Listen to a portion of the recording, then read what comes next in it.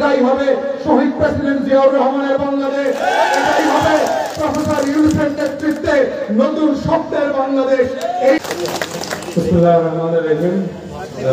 মাগরিবের সময় হয়ে গেছে। প্রিয় উপস্থিতি, নেতৃবৃন্দ, পার্টিকুলারলি আমার পেশার সিনিয়র সহকর্মী রাজীব ভাই এসছেন এবং স্থানীয় গণ্যমান্য ব্যক্তি, আসসালামু আলাইকুম। সাজু ভাইয়ের রোহের বাক্যরাত কামনা করছি এবং ওনার অনেক কথা শুনলেন। রাজীব ভাই অনেক স্মৃতিচারণ করেছেন যে রাজনীতিতে এই যে পরামর্শ সহিষ্ণুতা এবং একটা কম্পিটিটিভ টলারেন্স, ডেমোক্রেটিক কম্পিটিশন যেটা থাকা উচিত, সেইটা ওনারা এখানে আসলে প্র্যাকটিস করেছেন। যেহেতু রাজীব ভাই এবং সাজু ভাই পাশাপাশি নির্বাচন করেছেন, প্রতিদ্বন্দ্বিতামূলক নির্বাচন করেছেন, তারপর তাদের মধ্যে যে মধুর সম্পর্ক ছিল এবং আমরা চাই এই ধরনের সম্পর্ক যেন সারা বাংলাদেশের রাজনীতিতে ফিরে আসে।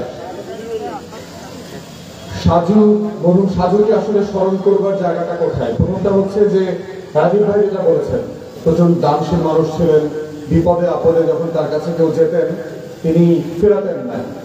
দ্বিতীয়ত হচ্ছে যে ওনাদের যে পারিবারিক ঐতিহ্য আছে, আপনারা জানেন 6 নম্বর সেক্টরের যে বেইং স্টেশন ছিল ট্রেনিং এর জন্য, সিকিউরিটির জন্য, ক্যাম্পিং করবার জন্য, সেটা এই পরিবার এইটা পুরো 9 মাস ধরে আমাদের স্বাধীনতার আন্দোলনে প্রোভাইড করেছেন। বাংলাদেশের অন্তর্বর্তীকালীন সরকারের কাছে আমরা আহ্বান করছি, এই পরিবারের আমাদের মুক্তির লড়াইতে যে অবদান ছিল সেটা পরিবার আকারে পুরো পরিবারের গুরুত্বপূর্ণ সকল সদস্যকে ধরে ধরে এইটার যে সম্মান তারা ন্যায্যতার ভিত্তিতে পান সেটা স্বীকৃতি যেন অবিলম্বে দেওয়া হয়। দ্বিতীয়ত হচ্ছে যে তামাক চাষ থেকে এখানকার হাজার হাজার কৃষককে ফেরায় নিয়ে আসে যে ভুট্টার বিপ্লব উনি করেছেন, এটা শুধু লোকাল রিয়ালিটি না, এটা একটা কান্ট্রি ওয়াইড হিউজ ইনফ্লুয়েন্সিয়াল কাজ তিনি করেছেন। কারণ তামাকের ক্ষতি সম্পর্কে আমরা যেমনটা জানি, ঠিক একইভাবে জানি যে বাংলাদেশে ভুট্টা আমদানি করতে হলে কিন্তু আমাদের হাজার হাজার কোটি টাকা অন্য দেশে পাচার করার মতো অবস্থা হতো, এই টাকাটা আরেক দেশে চলে যেত। ঠিক সেই জায়গা থেকে আমরা এখন লার্জ স্কেলে ভুট্টাতে স্বয়ংসম্পন্ন হয়ে গেছি এবং এই ক্ষেত্রে মরহুম সাজু এবং আপনাদের লোকাল কৃষক ভাই বোনরা যারা আছেন, স্থানীয় যারা গণ্যমান্য ব্যক্তিরা আছেন, আপনাদের কালেকটিভ ক্যাম্পেইনের রেজাল্ট হিসেবে এই জিনিসটা এসছে এবং এই অবদানের জন্য আমি অন্তর্বর্তীকালীন সরকারের আহ্বান জানাচ্ছি, আপনারা বিভিন্ন জনকে কৃষি পদক দেন, বিভিন্ন ক্যাটাগরিতে আপনারা স্বাধীনতা পদক দেন। বাংলাদেশের কৃষি বিপ্লবের জন্য এত বড় একটা অগুরুত্বপূর্ণ অবদান রাখবার জায়গা থেকে তাকেও এই স্বীকৃতিটা জাতীয়ভাবে দেওয়া দরকার এবং এটার মধ্যে যেটা হবে পাটগ্রামের সম্মান সুনাম বাড়বে, ভুট্টা চাষকে আরো এনকারেজ করা যাবে, আমরা ভুট্টাতে স্বয়ংসম্পূর্ণ হব, আমদানি করবার নামে বাংলাদেশের হাজার হাজার কোটি টাকা অন্য কোনো দেশে চলে যাবে না।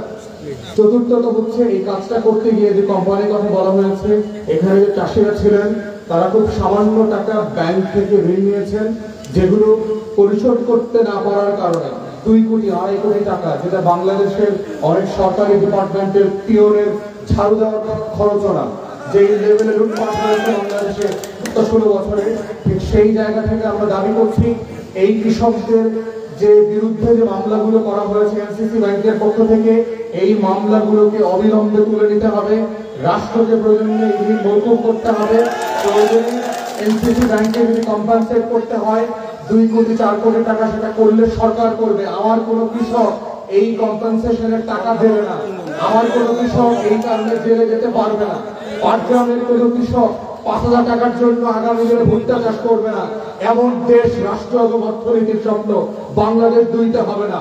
গণঅভ্যুত্থান পরবর্তী সেই বাস্তবতায় বাংলাদেশের অন্তর্বর্তীকালীন সরকার, স্থানীয় প্রশাসনের যারা রেলেভেন্ট ইন্ডিভিজুয়ালস আছেন, প্রশাসনের কর্মকর্তারা আছেন, তাদেরকে আমরা আহ্বান করছি ইমিডিয়েটলি এনসিসি ব্যাংকের সাথে নেগোশিয়েট করে আমার কৃষকের উপরে যতগুলো মামলা করা হয়েছে এগুলো তুলে নেবেন, এই ঋণগুলো মৌকুফ করবেন, প্রয়োজনে কৃষককে ক্ষতিপূরণ দেবেন যেন সে আগামী বছর ভুট্টা চাষ করেন।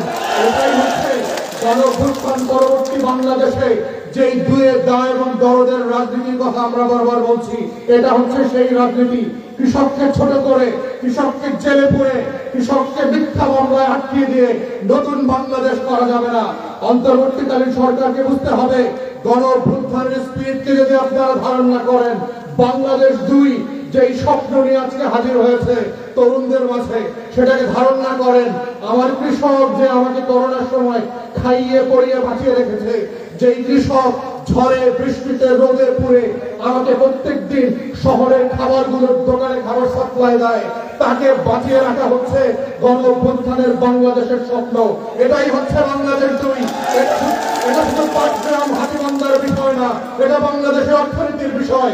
এটা বাংলাদেশের উত্তর অঞ্চলের কোটি কোটি মানুষের মঙ্গাপীড়িত অভাব অভিযোগ থেকে ফিরে এসে নতুন বাংলাদেশের অর্থনীতি রূপ তৈরি করবার ব্যাপার। এই লড়াইটা আমাদের কালেক্টিভলি লড়তে হবে এবং এই লড়াইয়ের অগ্রনায়ক ছিলেন মরহুম এরশাদ হোসেন সাজু। সর্বশেষ বলছি, বাংলাদেশের তরুণরা গত 16 বছরের জগদ্দল পাথর নামানোর যে অভাবনীয় কাজ করেছেন, পাটগ্রাম হাতীবান্ধায় দেখলাম আমাদের এখানকার তরুণরা মাদকাসক্ত হচ্ছে, আমাদের তরুণরা কাসিনো খেলছে, জুয়ায় আসক্ত হচ্ছে, অনলাইনে বিভিন্ন বাজে কর্মকাণ্ডে ছড়িয়ে গেছে, কর্মসংস্থানের অভাব আছে, এখানে হাজার হাজার যুবকরা বেকার পড়ে আছে।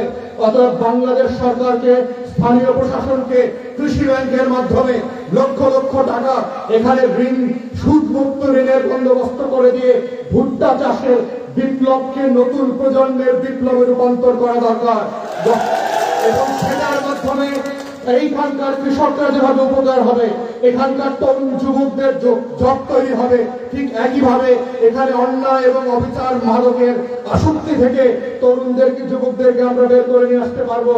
যুব মন্ত্রণালয় যারা আছেন প্রশিক্ষণ দেন, বাংলাদেশের লক্ষ লক্ষ তরুণদেরকে নতুন করে ভুট্টা চাষে আগ্রহী করে তোলেন, সুদমুক্ত ঋণ দেন, বাড়িতে বাড়িতে খাবার এবং খামারের ব্যবস্থা করেন, যেন পেশায় ফিরে আসতে পারে, নিজস্বতা বজায় রাখে, সম্মানের সাথে মর্যাদার সাথে নাগরিক আকারে বেঁচে থাকতে পারে। এটাই হচ্ছে মরহুম এরশাদ হোসেন সাজুর সেই স্বপ্নের পাটগ্রাম। এটাই হচ্ছে আমাদের রাজীব ভাইয়ের নতুন রাজনীতির বাংলাদেশ। এভাবেই সবাই মিলে বাংলাদেশের 2-এর গণ অভ্যুত্থানের বাংলাদেশ গড়বে। এইভাবেই নেতৃত্ব দিয়ে আবু রাইয়ান রসি নতুন করে পাটগ্রামকে সাজাবে। সম্মিলিতভাবে এই বাংলাদেশটাই হবে আমার আপনার বাংলাদেশ। এটাই হবে শহীদ প্রেসিডেন্ট জিয়াউর রহমানের বাংলাদেশ। এটাই হবে প্রফেসর ইউনূসের নেতৃত্বে নতুন স্বপ্নের বাংলাদেশ। এই বাংলাদেশ হচ্ছে বাংলাদেশ 2। সংস্কার, বিচার, নির্বাচনের মধ্য দিয়ে বাংলাদেশের দায় এবং দরদের নতুন রাজনীতি তৈরি হবে। রাষ্ট্রের মালিকানা দিল্লির দাসত্ব থেকে আমরা বাংলাদেশের হাতে ফিরিয়ে যাব। রাষ্ট্রের মালিকানা আওয়ামী লীগ, জাতীয় পার্টি এবং 14 দলীয় দিল্লির কুলাঙ্গারদের থেকে এই রাষ্ট্রকে তার মানুষের কাছে, নাগরিকদের কাছে ফিরিয়ে দেওয়া হবে। এটাই হচ্ছে মরহুম এরশাদ হোসেন সাজুর রাজনীতি। এটাই হচ্ছে নতুন বাংলাদেশের রাজনীতি। সেই বাংলাদেশ গড়বার প্রত্যয় নিয়ে আমার বক্তব্য এখানে শেষ করছি। সবাইকে অসংখ্য ধন্যবাদ। আসসালামু আলাইকুম।